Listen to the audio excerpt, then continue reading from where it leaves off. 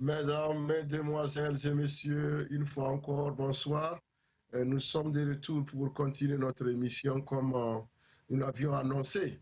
Nous sommes maintenant au Togo et comme vous le savez, le Togo qui fait toujours parler de lui et avec des sorties, c'est pas euh, dangereuses de certains membres du régime de l'oligarchie kleptocrate du Togo et qui sortent, n'est-ce pas, pour chanter des bêtises à son opposition et à son peuple. Et nous faisons le devoir aujourd'hui de commenter une interview que M.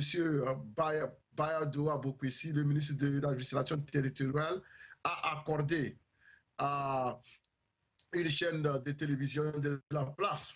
Et nous allons décrypter, n'est-ce pas, point par point, tous les propos tenus par ce monsieur qui pourtant a pu retrouver la sérénité de sa vie grâce à l'opposition qui désormais est devenue un pilier central de l'oligarchie dictatoriale qui dirige le Togo, d'une main de fer.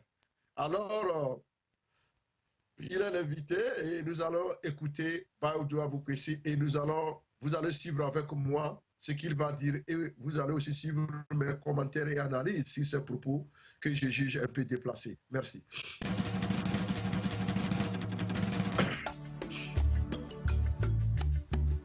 Le recensement a commencé le 1er octobre et il se poursuit. Je viens d'ailleurs de clôturer une première tournée sur les CLC pour me rendre compte de l'évolution de ce recensement.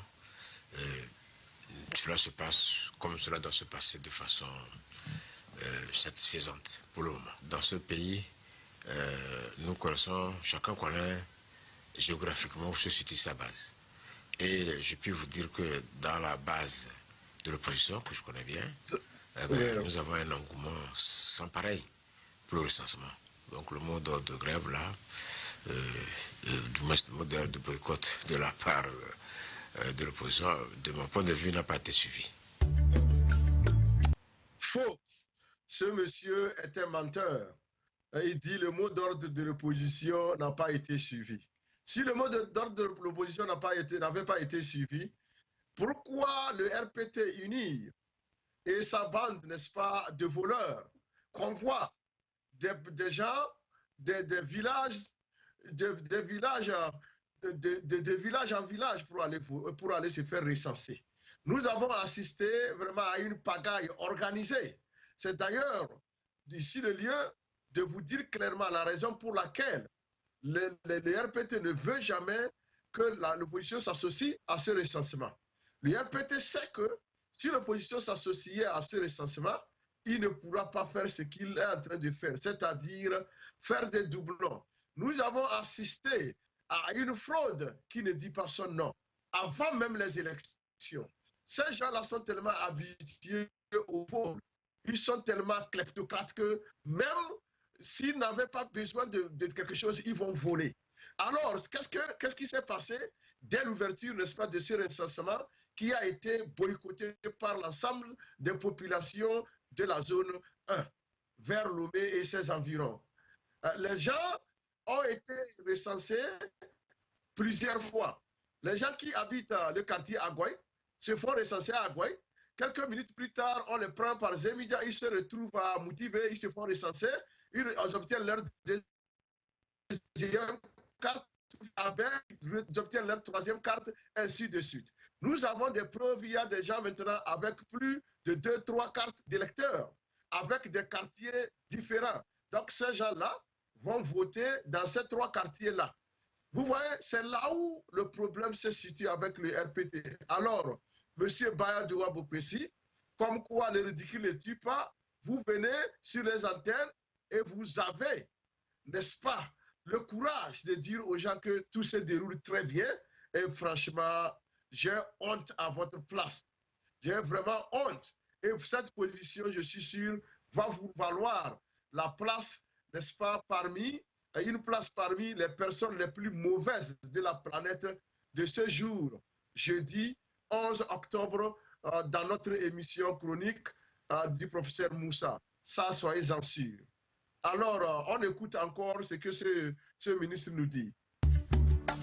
Je pense que ce n'est pas bien de poser une question dans cette forme. Est-ce que le 20 décembre est une date assez sérieuse?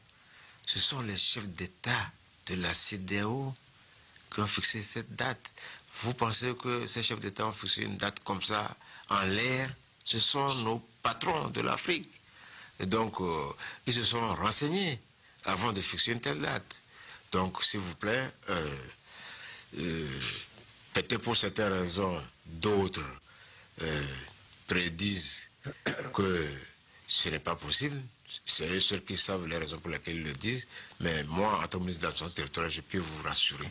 Je travaille, j'ai les comptes rendus réguliers de la CENI. Je peux vous rassurer que le 20 décembre est une date normale à laquelle le scrutin législatif aura lieu. Il n'y a aucune raison pour penser que cette date ne sera pas tenue. Aucune raison.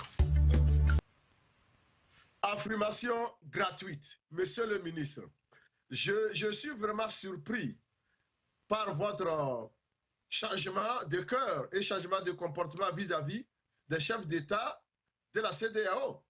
Aujourd'hui, vous me dites que c'est des chefs d'État, il faut les respecter, il faut respecter ce qu'ils disent. Alors que c'est vous-même, n'est-ce pas, qui vous, n'est-ce pas, plaisez à aller à l'encontre des décisions prises par ces chefs d'État. Vous avez violé la feuille de route proposée par ces chefs d'État. Là, vous n'avez pas su que ces chefs d'État étaient déjà qu'il faut respecter. Aujourd'hui, subitement, je suis quand même surpris. Vous êtes vraiment un comédien. C'est de la comédie, comme vous aimez à le dire, que c'est les autres qui font la comédie. C'est vous plutôt des comédiens. Aujourd'hui, vous me dites que ces chefs d'État, ils ont dit qu'il faut les respecter. Alors que c'est vous-même qui pensiez que vous êtes un État souverain, vous n'êtes pas une colonie, alors personne n'a de leçons à vous donner. Alors aujourd'hui, je suis surpris que vous soyez prêts à reconnaître, n'est-ce pas, l'autorité de la CEDEAO afin de vouloir maintenir la date du 20 décembre qui a été proposée. Alors, si vous ne le saviez pas, monsieur le ministre, je vous dis, il fallait que vous le suissiez officiellement. La date du 20 décembre était une date indicative. Le ministre Timbou Kamara l'a bien précisé. Il a dit qu'il n'y a pas de fétichisme à faire par rapport à la date du 20 décembre, parce que c'était tout simplement une date indicative. Alors, si vous vous y accrochez, c'est que vous avez quelque chose que vous cachez. Vous voulez toujours vivre dans le chaos. Vous aimez tellement le chaos que je me demande vraiment quel type de personne vous êtes. Pourquoi le chaos vous plaît tant? Parce que c'est dans le chaos, parce que vous prêchez, vous aimez pêcher dans le trouble. C'est ça qui vous arrange, dans le désordre. De toutes les façons, le peuple togolais dit non à cette mascarade. Le peuple togolais dit non à ce chaos parce que nous sommes tellement fatigués. Le peuple veut se libérer. Moi, je ne sais pas pourquoi vous vous entêtez. Vous voulez dire à un peuple qui vous dit 53 ans de règne sans partage assez, allez-vous-en et vous dites, nous savons que vous ne voulez plus de nous, mais nous allons vous diriger contre votre gré. Je pense que le poème de Tchebi que je viens de lire au début de mon émission vous est dédié.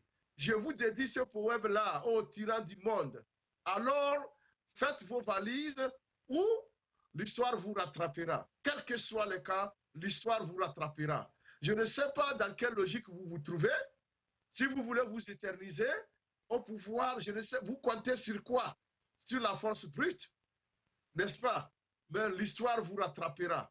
Monsieur Bao Douabou-Péchi, je vais vous rappeler que les élections n'auront pas lieu le 20 décembre parce que le peuple togolais ne va pas accepter cela parce que la CEDEAO ne va pas vous laisser faire.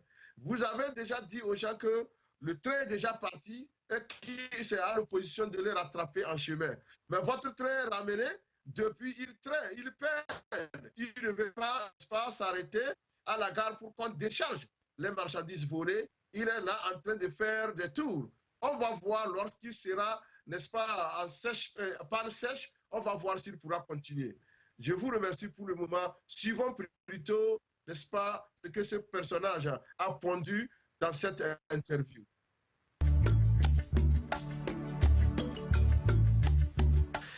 la CENI travaille sur la base du code électoral. Et le code électoral est clair.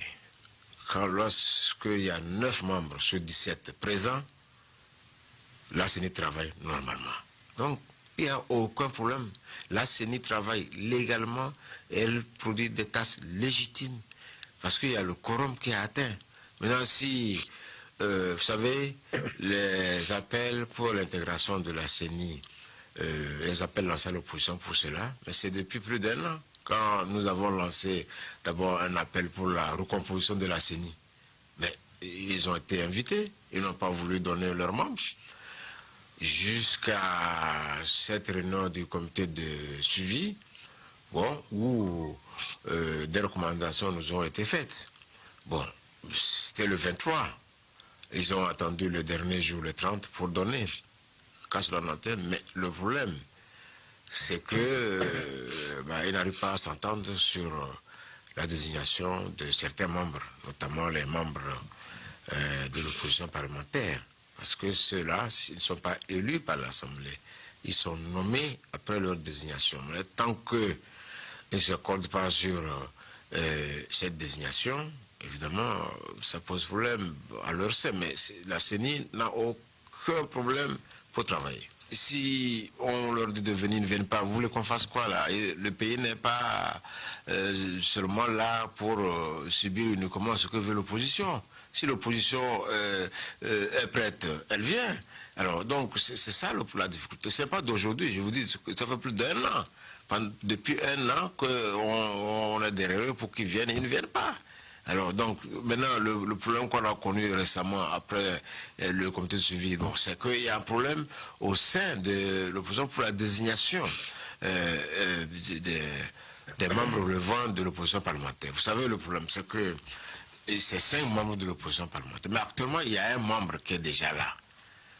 Bon, donc logiquement l'IFC, logiquement il aurait ou soit désigné 4 ou soit désigner 5, mais soit tenu compte de l'UFC ou que l'UFC, démissionne. Parce que le code électoral ne permet pas de renvoyer quelqu'un. On ne peut attendre que la fin de son mandat ou alors il peut démissionner. S'il démissionne, il n'y a aucun problème.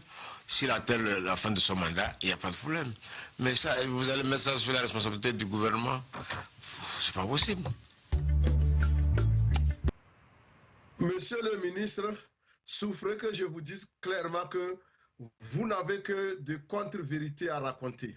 Je me demande si cette interview, après, si vous la revisitez, vous allez vous-même être content de ce que vous avez dit. Vous dites que la CENI a le quorum, que vous êtes 9, le travail continue. Avant la nomination ou bien avant la décision du comité de suivi, la décision qui a abouti à ce que la CENI soit paritaire, 8-8 de part et d'autre. Avant cette décision, est-ce que votre CENI Katangé travaillait, oui ou non? Cette CENI travaillait et elle n'est pas différente de la CENI qui continue de travailler maintenant. Quand vous parlez du quorum, depuis quand vous avez, n'est-ce pas, eu l'idée d'avoir ce quorum-là, lorsque vous travaillez comme vous le vouliez, alors que les gens on vous disait arrêtez parce que le problème n'est pas encore résolu, nous sommes en crise. Vous vous êtes entêtés et maintenant vous nous parlez du quorum. Ce quorum-là est par rapport à la CENI, à l'ancienne CENI ou à la nouvelle CENI qui est en recomposition. Monsieur, vous prenez les Togolais pour des gamins. Ce n'est pas sérieux. Un ministre qui se permet de dire des contre-vérités comme ça ne va pas. Alors, vous nous parlez de l'UFC qui est membre de l'opposition. S'il vous plaît, est-ce que vous êtes vraiment sérieux? Vous avez signé un accord de gouvernance avec l'UFC pour que l'UFC se fonde, n'est-ce pas, dans le RPT uni, ce qui a été fait. Et depuis 2010, l'UFC a toujours agi comme, n'est-ce pas, un membre, un regroupement du RPT uni. Nous avons un regroupement qui a encensé 14 partis. Vous avez un regroupement qui a encensé 3 partis, le RPT uni et puis l'UFC. Mais pourquoi vous ne pouvez pas remettre au moins un siège à l'UFC et vous voulez que l'UFC, qui fait partie de votre regroupement, vienne auprès de l'opposition, qui en a déjà 14, pour, n'est-ce pas, obtenir un siège? Est-ce que c'est sérieux? Ce n'est pas sérieux. Alors, tout ce que vous êtes en train de raconter, est-ce que vous savez que la proposition qu'a faite le comité de suivi, c'est une proposition qui est faite dans le cadre de la résolution politique de la crise togolaise? Ici, nous parlons d'une solution politique qui a été trouvée. À partir de ce moment-là, tout cela, ou bien tout ce qui précède cette décision politique, doit, n'est-ce pas, disparaître. On doit faire table rase de tout ce qui a existé avant cette décision politique, puisque c'est dans le cadre du règlement du conflit, dans le cadre du règlement de la crise, n'est-ce pas? Alors, si vous venez aujourd'hui ignorer cette décision de la CEDEAO, au même moment, il y a quelques minutes de cela, vous étiez là à vouloir dire que la CEDEAO a fixé une date, il faut la respecter. Pourquoi vous ne respectez pas la décision de la CEDEAO par rapport à la répartition, n'est-ce pas, des membres du CENI, de la commission électorale, des membres de notre commission électorale? Pourquoi vous ne voulez pas accepter la répartition qu'a faite, n'est-ce pas, de la CENI, des membres de la CENI togolais? Et vous voulez, n'est-ce pas, avancer à pas de géant, histoire que non, nous avons déjà tout fait, venez, on va continuer. Vous n'êtes pas à l'aise, je le sais. Même malgré ces fraudes-là, votre souhait, c'est que l'opposition n'aille pas aux élections, puisque malgré tout, même si l'opposition y allait, malgré tout, vous allez perdre ces élections-là. Le peuple togolais a déjà voté, il a été clair. Si vous voulez vous en convaincre, prenez votre téléphone, appelez Mme Nana Awa. Demandez-lui qu'est-ce qui s'est passé lorsqu'il a pris sa commission de la honte pour faire le tour du Togo. Est-ce qu'il a pu achever sa tournée? Il a abandonné les rencontres. Elle a abandonné les rencontres. Cette dame a fui, laissé les populations à l'aise. Les populations voulaient lui parler. Elle est partie. Elle est partie. En catimini. Elle est revenue à Lomé. Les gens pensaient qu'au moins elle devait livrer un rapport sincère. Elle n'avait même pas besoin de livrer de rapport, puisque tout le monde suivait en direct le désaveu du peuple, n'est-ce pas, contre ce régime moribond, ce régime, n'est-ce pas, qui s'entête à vouloir gouverner le Togo contre le gré des Togolais. C'est ça qui gêne. Si au moins la population voulait de vous, on peut dire, bon, la longévité, parce que les gens... Mais on ne veut pas de vous. Est-ce que c'est un problème? Quitter le pouvoir aussi, c'est un problème?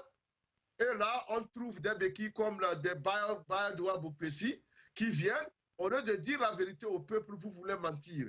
Vous avez menti, monsieur, parce que cette fois-ci, tout ce que vous allez faire, c'est la dénoncer. Le peuple togolais ne va pas l'accepter, il va le dénoncer, et nous allons aider le peuple togolais à vous dénoncer partout où vous irez. Désormais, votre, n'est-ce pas, vos aventures à l'extérieur ne seront plus tellement joyeuses, puisque la diaspora togolaise est prête et elle vous attend.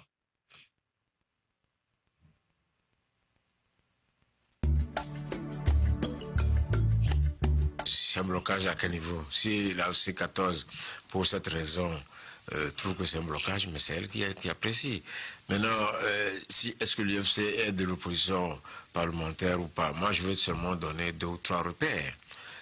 Parce qu'on a souvent évoqué le cas de que l'UFC est au gouvernement et donc il ne devrait pas faire partie de l'opposition. C'est ce que j'entends.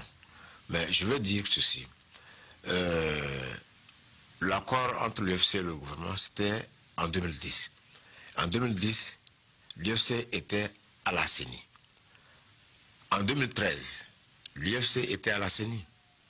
Travaille avec l'opposition, ceux-là qui parlent, ils étaient avec l'UFC en 2013. En 2015, l'UFC était à la CENI au nom de l'opposition parlementaire. Depuis 2010, 2013, 2015, l'UFC était à la CENI au nom de l'opposition parlementaire et ils ont toujours travaillé ensemble avec ceux-là qui les contestent aujourd'hui. L'accord n'est pas d'aujourd'hui. Pourquoi ils n'ont pas contesté l'appartenance de l'UFC à l'opposition parlementaire en 2010? Pourquoi ils n'ont pas contesté en 2013? Pourquoi ils n'ont pas contesté en 2015? Pourquoi brusquement en 2018 on se réveille pour dire ah tiens, l'accord ne date pas d'aujourd'hui? Bon, si travailler avec le pouvoir signifiait être de la majorité, mais M. Abouibo, ancien Premier ministre du président Faure, il est de C14, mais il a été Premier ministre du président Faure. Alors bon, donc dans ce cas, ben, il est de la majorité. Et ils sont nombreux là, à C14. Moi je prends par exemple le ministre Antoine Fouly, qui est un des piliers de C14. Mais il a été ministre du président Faure. Et si je veux remonter plus loin, il y en a qui ont été ministres. Donc c'est pas quand on fait des gouvernements d'ouverture, les gens viennent avec leur propre entité. C'est ouvert, donc ils viennent parce qu'ils sont de l'opposition. Donc voilà, c'est pas parce qu'ils sont venus que brusquement ils sont de l'opposition. Mais à la limite, moi je dis ça, c'est ma compréhension, mais à la limite, en fait moi ça ne me regarde pas. Ils n'ont qu'à se mettre d'accord. Si l'UFC et l'opposition se mettent d'accord, l'UFC et la C14, c'est de ça qu'il s'agit. Parce qu'il faut savoir que vous êtes très bien placé, vous êtes à la bonne adresse. C'est le ministère de l'administration territoriale. Il y a 114 partis politiques. Il y a 14 qui sont dans la C14. Enfin, il reste quand même 100 partis. Ne croyez quand même pas que les 100 autres partis ne sont pas de l'opposition. Non. Bon, donc, si l'UFC et la C14 se mettent d'accord pour que l'UFC laisse la place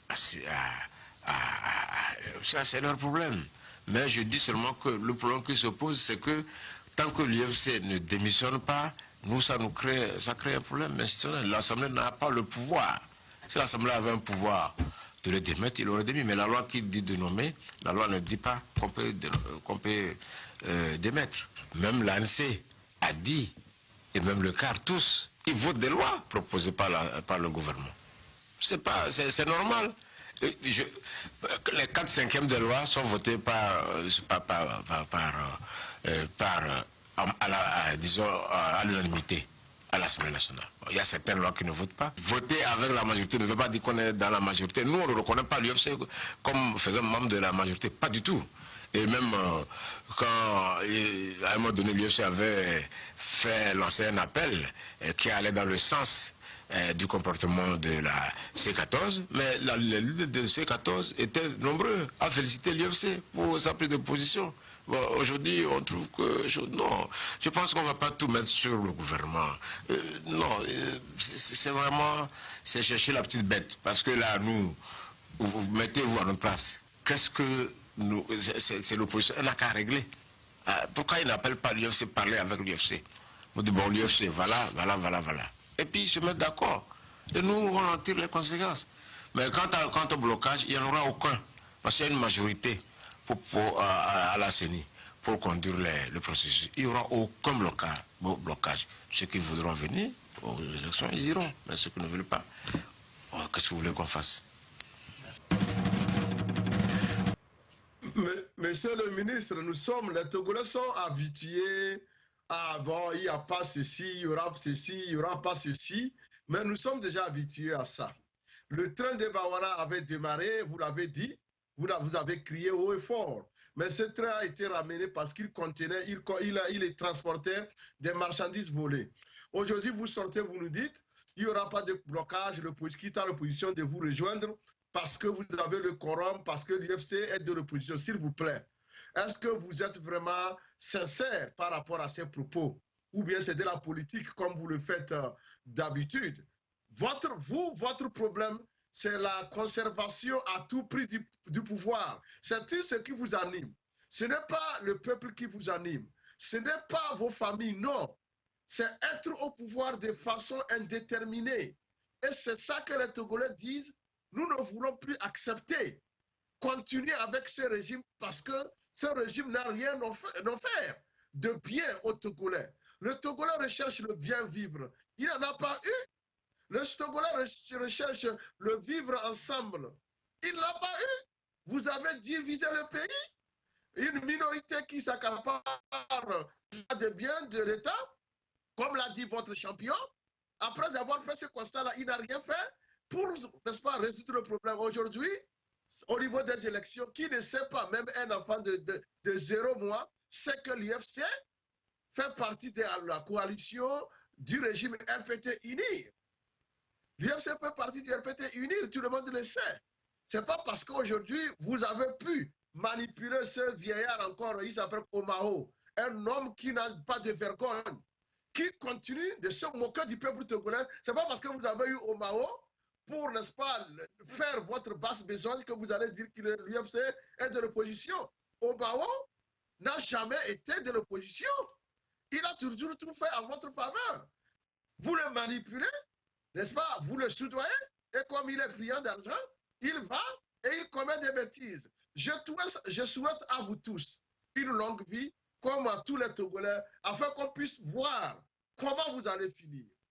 Je sais que votre passé va vous rattraper. Omao est en train de détruire l'espoir du peuple togolais, et tant pis pour lui. Je ne sais pas quel nom il veut laisser à ses parents, à ses enfants, comme vous précisez. Je me demande quel type de Togo vous voulez laisser derrière vous demain. Vous allez laisser un Togo où on va dire qu'il fut un temps, il y a eu des dinosaures qui ont dirigé le Togo pendant 53 ans, et avec vos noms, au-dessus de ces déclarations-là, est-ce que vos enfants auront la chance, n'est-ce pas, de vous défendre? Parce qu'ils vont dire nos parents nous ont commis du tort. Parce qu'ils ne vont pas être d'accord avec vous demain. Je sais que vos enfants seront lucides. C'est pourquoi je vous dis, mes chers, méfiez-vous. Tout ce que vous êtes en train de faire, tant pis pour vous. Alors, le blocage dont vous parlez, il n'y aura pas de blocage parce que vous en avez les moyens et on va voir si le recensement que vous êtes en train de faire sera un recensement validé ou non. Les experts de la CEDEAO sont sur place, ils vous voient. Tout ce que vous êtes en train de faire, les fraudes, des fabrications, des falsifications, vous amenez des étrangers, vous les recensez sans carte d'identité. Vous les prenez dans les rues, vous inventez des noms et vous leur donnez des âges. Même les enfants qui n'ont pas l'âge de voter, vous leur donnez 18 ans. Tout cela est compilé, nous avons des preuves et on verra là où vous allez, n'est-ce pas, convaincre les gens que vous avez fait un recensement qui est clair. Je profite de ce soir pour lancer un appel pressant aux habitants de la zone 2, à la population qui n'est pas encore, n'est-ce pas, gagnée par ce recensement bâclé. Je vous demande si vous aimez le Togo, si vous aimez vous-même, vous aimez vous-même, si vous aimez vos enfants, si vous aimez, n'est-ce pas, la fin de la tyrannie et de l'oppression de ce régime, ne sortez pas pour vous faire recenser. Ne vous associez pas à ce recensement parce que vous associez, c'est commettre des crimes contre vous-même. Parce que ce recensement pourra aboutir à des morts demain. Nous ne voulons plus jamais avoir des élections où il y a mort d'hommes au Togo. C'est pourquoi nous vous demandons de ne pas vous associer à ce recensement. Je demande à tous les Togolais, n'est-ce pas, de la partie qui n'est pas encore recensée, de la partie qui n'est pas encore, n'est-ce pas, visitée par, n'est-ce pas, la CENI katangaise, de s'abstenir. Et faites comme les gens de Lomé et les gens de la zone 1 qui, n'est-ce pas, ont prouvé qu'ils ne sont pas intéressés par la pagaille de ce régime. Donc cet appel doit être entendu partout. Il faut boycotter ce recensement, mes chers frères, parents de la zone 2. Boycotter ce recensement, c'est aimer vous-même et c'est aimer le Togo, c'est aimer la paix au Togo. C'est pourquoi nous vous appelons, n'est-ce pas, à un boycott vraiment, vraiment sincère. Il ne faut même pas sortir pour voir ce qui se passe. Restez chez vous ou bien allez au boulot ou allez au champ. Ne vous associez pas à ce recensement. Ne vous sentez pas concerné par ce recensement bidon. C'est un appel de vos fils de la diaspora. C'est un appel de la diaspora togolaise. Elle vous demande de ne pas vous associer à ce recensement bidon, ce recensement criminel qui, n'est-ce pas, est organisé par des gens qui n'ont pas encore soif du sang des Togolais. Et nous en indignons. Merci.